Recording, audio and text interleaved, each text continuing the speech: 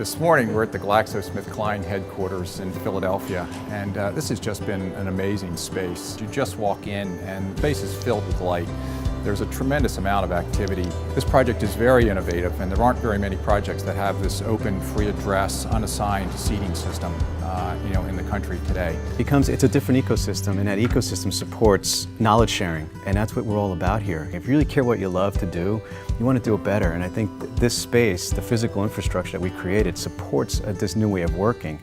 This was the great unknown. So just the fact of leaving Center City and all that was sort of this journey into the great unknown. Taking away all the offices and going to open plant was a great unknown. At first, I have to say, it was probably the most difficult and complex project I've ever been on.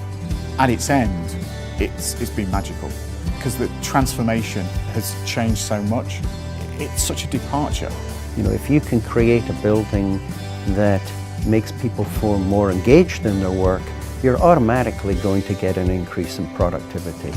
You know, if you feel good about the environment you work in, you feel good about the principles the company has, you feel engaged and you want to come in, you want to do your best work. Everybody is still able to do their heads down work and to focus and get up and go talk to somebody and not interrupt people sitting down next to them. It's amazing how it works when you really see it in real life.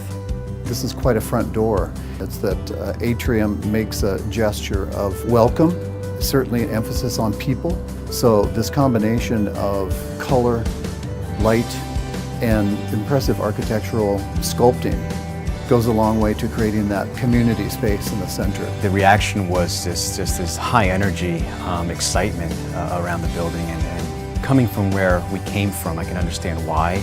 But I think it was very curious to us that there wasn't that much noise around all the negative. It's vibrant, it's energetic. I could see my colleagues, and so the interaction started, the first second we arrived, so it was very exciting for us. The roof garden, 60% of our roof here is covered with plants. You're sitting out there, you have a great view of the wharf behind us and the ships. You're watching planes coming in and out of Philly Airport. I mean, it's an amazing kind of spot to sit. I like to think it's like the Italian Piazza, because there's enough people viewing over it, but there's enough activity. There's a whole variety of pathways to different destination points. But there's a lot of little seating places with little eddies.